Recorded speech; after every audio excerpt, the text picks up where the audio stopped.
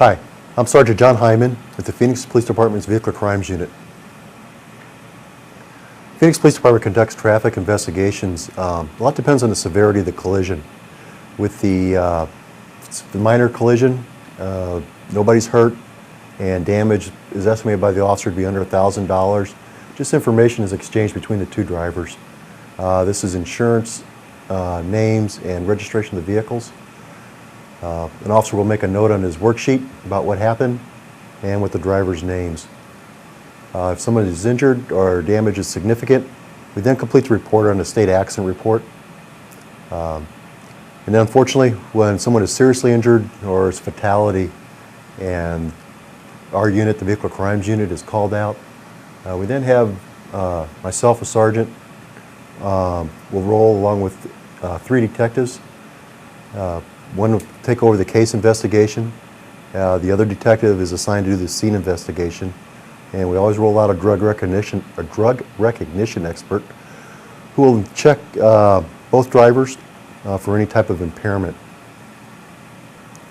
And in each investigation, either conducted by a patrol officer or by our detectives, we'll look at all the factors in the collision. We'll interview the witnesses, look at the scene dynamics, which is very important. Roadway evidence is our best evidence, the vehicles.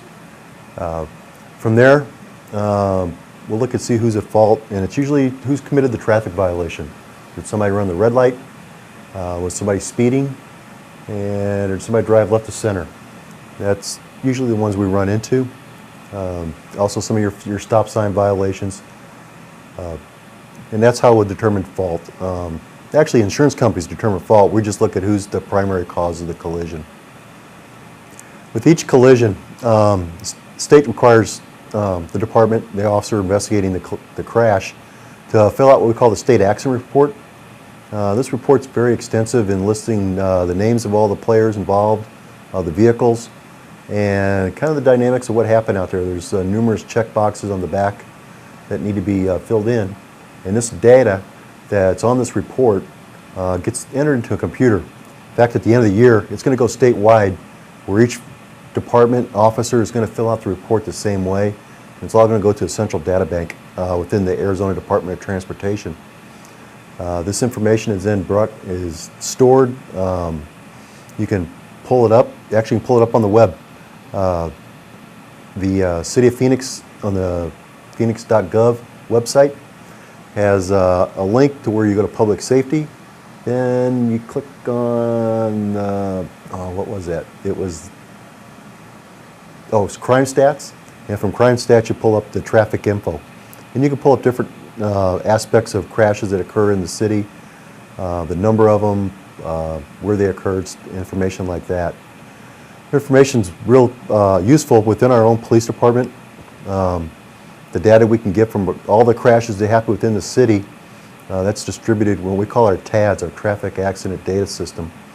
The motor officers who do the majority of our traffic enforcement will look at the TADS data and concentrates a lot of their enforcement, their traffic enforcement radar, red light runners, and off of that TADS information. It's also very imperative for our city engineering, our traffic engineering. They review all the crash data, see is there something going wrong with our streets, with our signals that they need to look at to try and prevent further crashes.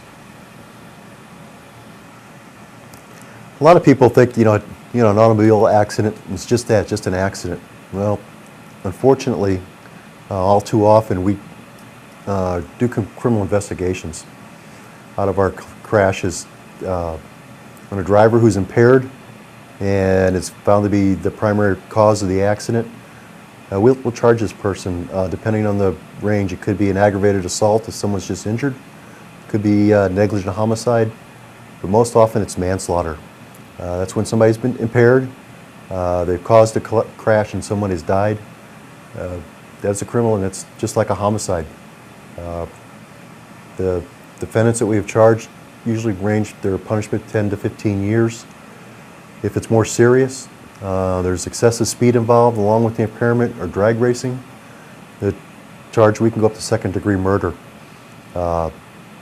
and then that sentence can be up to around 20 years in prison.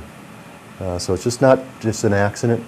Criminal charges are often sought, and we have a very good track record of convictions on these cases.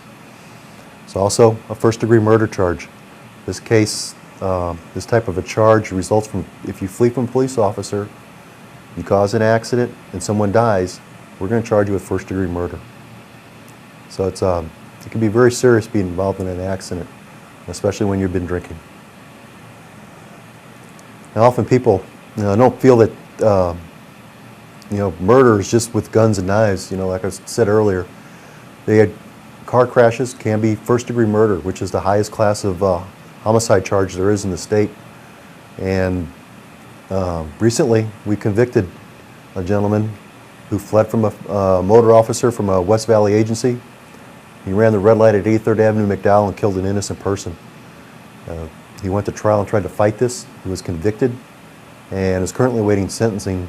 Likely he's going to get life in prison with no parole. We also had one case before that the county attorney was going to seek the death sentence. This person actually pled to a different charge, second-degree murder, that prevented that.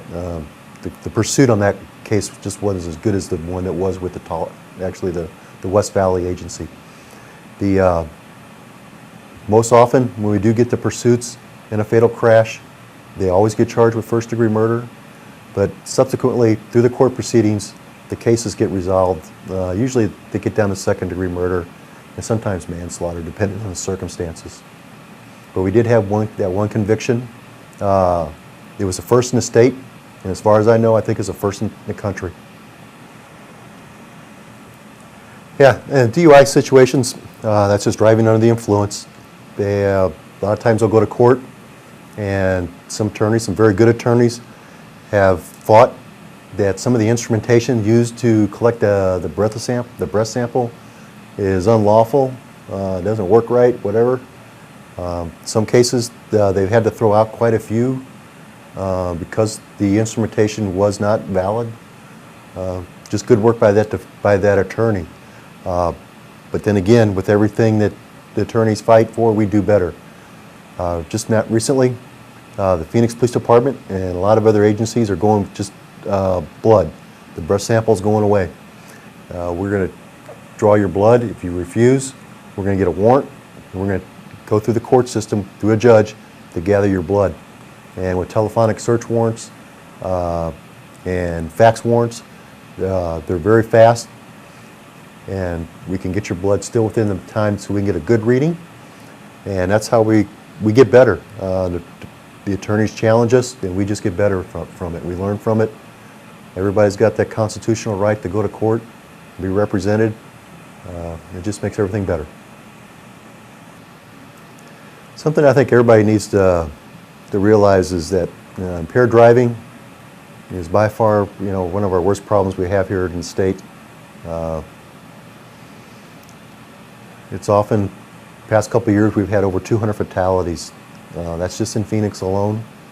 It's 200 lives lost just for really something stupid.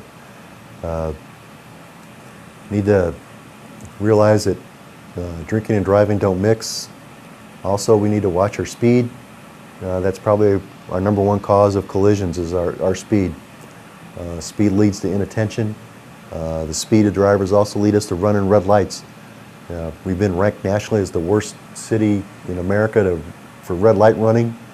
And a big part of that's because of speed, because they found out most people driving over 50 miles an hour through the intersection. And the speed limit is very rare as a speed limit 50 miles an hour in Phoenix. Sign says 40, drive 40. Especially with this gas crunch, drive a little slower and save some money. Be aware of, as you're driving, drive defensively. Look for that car that's making that mistake coming out of the driveway when it shouldn't, or approaching a stop sign. Be cautious. Be cautious also when you leave a stop sign or a red light. Wait just a second. Look both ways. Make sure it's clear. You can miss that. You can avoid that red light runner. Most of the red light runners, the collisions happen within just a second of the light change. If you wait a second, look, check it, and you'll see that it's clear, then go. Best thing is everybody just be safe out there. Know your vehicle, know your surroundings, and drive defensively.